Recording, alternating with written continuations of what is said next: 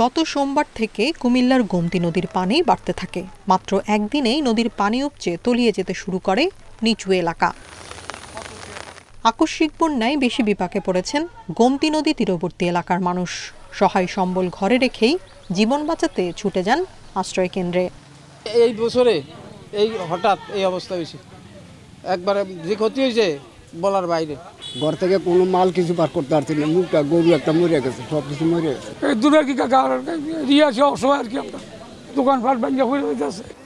নোয়াখালীর 9 উপজেলায় পানিবন্দী 20 লাখ মানুষের জন্য আশ্রয় কেন্দ্র খোলা হয়েছে 400।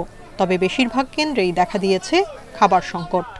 সব এলোমেলো করে হালে আছে, এগুলো থাকে না থাকে এটা আল্লাহ ছাড়া কেউ জানে না। সবাই শুধু আমার না, ঘরে থাকবার কোনো পথ নাই, বুকমান পানি বাড়িঘর দুয়ার সব ডুবে গেছে। পাহাড়ি ঢলে সীমান্ত জেলা ব্রাহ্মণবাড়িয়ার আখাউড়া উপজেলায় 1200 পরিবার এখন পানিবন্দী। দুর্গতদের আশ্রয় কেন্দ্রে নিয়ে আসার পাশাপাশি পর্যাপ্ত শুকনো খাবার ও স্যালাইন মজুত রাখার কথা জানিয়েছে প্রশাসন।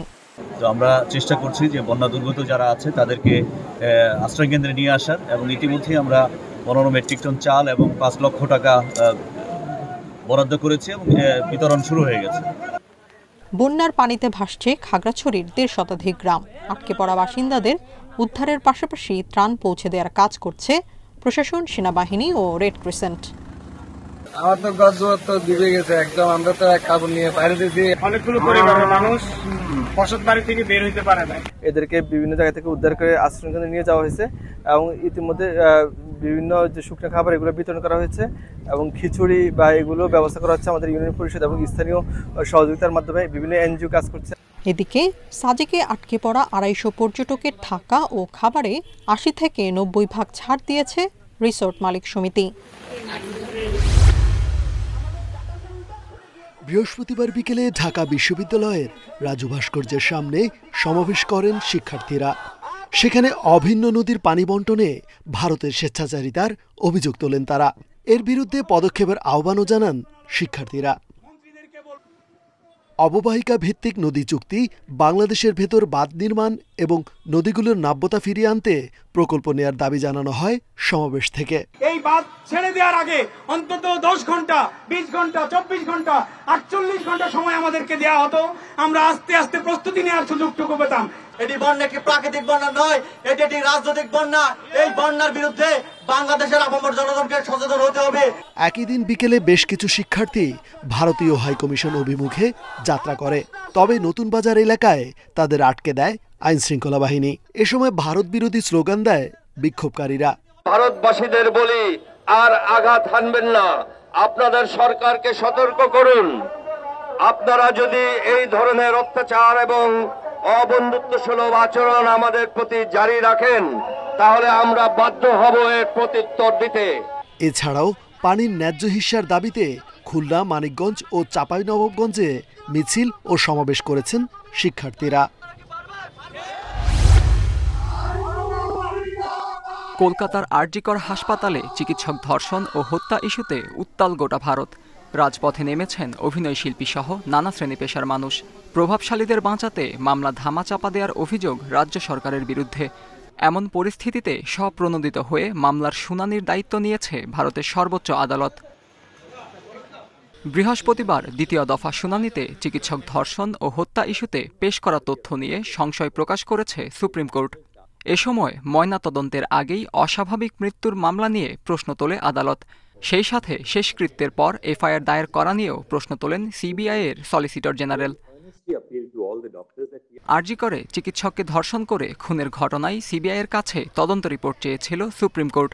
বৃহস্পতিবার রিপোর্ট জমা দিয়ে সিবিআই আদালতকে জানায় ঘটনার 5 দিন পরে তাদের তদন্ত শুরুর আগেই তথ্য বদলে দেয়া হয়েছে, যদিও সিবিআইয়ের দাবি প্রত্যাখ্যান করেছে রাজ্য সরকার। এদিকে ধর্ষণ রুখতে কড়া আইন ও ধর্ষকদের শাস্তি নিশ্চিতের দাবি জানিয়েছেন পশ্চিমবঙ্গের মুখ্যমন্ত্রী মমতা ব্যানার্জি। প্রধানমন্ত্রী নরেন্দ্র মোদীকে পাঠানো এক চিঠিতে এই আহ্বান জানান তিনি।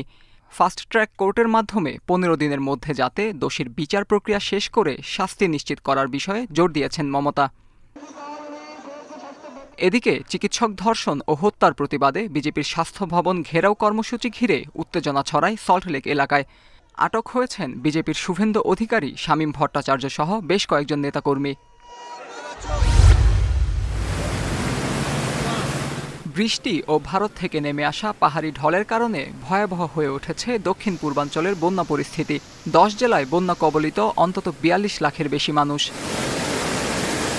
বিশেষজ্ঞদের মতে 18 আগস্ট থেকে বন্যা হতে পারে এমন তথ্য থাকলেও ছিল না সঠিক ব্যাখ্যা, দেয়া হয়নি সাধারণের বোধগম্য করে পূর্বাভাস। পূর্বাভাস আর একটা সতর্কীকরণ বা ওয়ার্নিং। আমাদের ফোরকাস্ট কারেক্ট, ফোরকাস্ট দেয়া আছে, 18 তারিখ থেকে বলা আছে যে এই ধরনের বন্যা হতে পারে, কিন্তু ওয়ার্নিং বলে কিছু নাই। ওয়ার্নিং যেটা আছে সাধারণ মানুষের বোধগম্য করে সেটা দেয়া হয় না। একইভাবে বৃষ্টির ফোরকাস্ট আবহাওয়া দপ্তর যেটা দিয়ে থাকে এটাও সাধারণ মানুষের বোধগম্য করে দেয়া হয় না। প্রতিবেশী দেশ ভারতে যেখানে অরেঞ্জ অ্যালার্ট এবং ত্রিপুরাতে রেড অ্যালার্ট আছে, বাংলাদেশের ফোরকাস্ট সঠিক থাকলেও সতর্কতা বলে কিছু ছিল না। ভারতে নদীর পানির কি অবস্থা গোমতীর একটা পয়েন্টে সেটা আসছে, সেইটা ব্যবহার করি আমাদের এখানে ফ্লাড ফোরকাস্টিং অ্যান্ড ওয়ার্নিং সেন্টারে ওয়ার্নিং দেয়। সাধারণ মানুষ বোঝে না এই কারণে যে সাধারণ মানুষের বোঝার মতো করে এই ওয়ার্নিং দেয়া হয় না। এদিকে জুলাইয়ের তুলনায় আগস্টে বৃষ্টি কম হলেও প্লাবনের ঘটনাকে প্রাকৃতিক দুর্যোগ বলছেন জাতীয় নদী রক্ষা কমিশনের সাবেক চেয়ারম্যান। যে প্লাবনটা ঘটেছে এটার উপরে যে বলাবলি হচ্ছে, যেটা যে উজানে যে বানটা আপার রাইপেরিয়ানের যে অবস্থাটা, যে তাদের যেটা ত্রিপুরায় যেটা সৃষ্টি হয়েছে মেঘালয় ত্রিপুরাতে, সেটা একটা বাস্তবতায়। তার মতে বন্যা মোকাবিলায় বাংলাদেশেরও ব্যর্থতা আছে। প্রয়োজনীয় খনন কাজ করতে পারলে এ ধরনের সমস্যা আগেই এড়ানো যেত। আমাদের নাব্যতা, এই যে ধারা, জলবায়ু বেশি পানি আসবে সেটি রেখে যেভাবে আরো ওয়াইডার করা, আরো গভীর করা, সেটি কিন্তু আমরা করতে পারিনি। এইটি আমাদের একটা চরম ব্যর্থতা তো অবশ্যই আমাদের আছে। বন্যা পরিস্থিতি মোকাবিলায় বাংলাদেশ ভারতের যৌথভাবে কাজ করার পরামর্শ দিচ্ছেন বিশেষজ্ঞরা। উজানের ঢলে হঠাৎ করেই দেশের বিভিন্ন জেলা প্লাবিত। ভয়াবহ বন্যার কবলে ফেনী, লক্ষ্মীপুর, নোয়াখালী সহ কয়েকটি জেলা। পানিবন্দী লাখ লাখ মানুষ। রাস্তাঘাট ডুবে যাওয়ায় বেগ পেতে হচ্ছে উদ্ধার কাজে। বন্যা পরিস্থিতি নিয়ে বৃহস্পতিবার সকালে রাষ্ট্রীয় অতিথি ভবন যমুনায় বসে অন্তর্বর্তী সরকারের উপদেষ্টা পরিষদের বৈঠক। দুর্যোগ মোকাবেলায় সংশ্লিষ্ট সব মন্ত্রণালয়কে বিভিন্ন বাহিনী ও বিভাগের সঙ্গে সমন্বয় করে কাজ করার নির্দেশ দেওয়া হয়েছে। আমাদের সিদ্ধান্ত হয়েছে যে সর্বোচ্চ গুরুত্ব দিয়ে বন্যা উপদ্রুত সবকটা জেলাতেই উপদেষ্টা মণ্ডলীর সদস্যরা যাবেন। বাংলাদেশ রাষ্ট্রের পক্ষ থেকে ভারতের কাছে জানতে চাওয়া হবে এই বন্যার কারণটা, এবং এইটা ভবিষ্যতে আমরা এড়িয়ে চলতে আন্তর্জাতিক আইনের কাঠামো এবং আমাদের সম্পাদিত চুক্তিগুলো মেনে বা আরও কোনো চুক্তি করতে হলে সেই চুক্তিগুলো করে কিভাবে এড়িয়ে চলতে পারি সে বিষয়টা নিয়ে রাষ্ট্রীয় পর্যায়ে আলোচনা হচ্ছে। আগাম সতর্কতা না দিয়ে ভারতের ত্রিপুরায় বাঁধ খুলে দেওয়ায় বন্যা পরিস্থিতি ভয়াবহ হয়েছে বলে মন্তব্য করেন তথ্য উপদেষ্টা। কোনো ধরনের আগাম সতর্কতা এবং প্রস্তুতি নেবার সুযোগ না দিয়েই এই যে বাঁধ খুলে দেওয়া হয়েছে, এটির মাধ্যমে ভারত অমানবিকতার পরিচয় দিয়েছে এবং বাংলাদেশের সাথে অসহযোগিতা করছে। বিদেশি মাছ ধরার ট্রলার যেন দেশের সমুদ্র সীমানায় অনুপ্রবেশ করতে না পারে সে নির্দেশনাও দেওয়া হয়েছে সভায়। কোস্টাল ফিশারিতে আপনারা জানেন অনেক বিদেশি ট্রলার ঢুকে পড়ে, সেটার ব্যাপারে কোস্টগার্ডকে বলে দেওয়া হবে যাতে করে আমাদের যে কোস্টাল ফিশারি সেখানে আমাদের বিদেশি কোনো অনুপ্রবেশকারী আসতে না পারে। বিভিন্ন স্থানে নানা দাবিতে আন্দোলনরতদের দেশের এই দুর্যোগের সময়ে ধৈর্য ধরার আহ্বান জানান যুব ও ক্রীড়া উপদেষ্টা। নিয়মতান্ত্রিকভাবে গণতান্ত্রিক আপনাদের যে আন্দোলনের অধিকার সেটা আপনারা করবেন, তবে এই দুর্যোগপূর্ণ এবং সংকটকালীন মুহূর্তে সব পক্ষের প্রতি আহ্বান থাকবে এই ধৈর্য ধরে আমাদের অপেক্ষা করার, এবং আমরা সবারই দাবি শুনব। এছাড়া ছাত্র আন্দোলনে আহতদের চিকিৎসা সহায়তায় ফাউন্ডেশন গঠন চূড়ান্ত হয়েছে বৈঠকে। গুমের বিভিন্ন ঘটনা তদন্তে এবং দায়ীদের খুঁজে বের করতে কমিশন গঠনের সিদ্ধান্ত হয়েছে। প্রকল্পের নামকরণের একটি নীতিমালা বা আইনের বিষয়েও একমত হয়েছে উপদেষ্টা পরিষদ।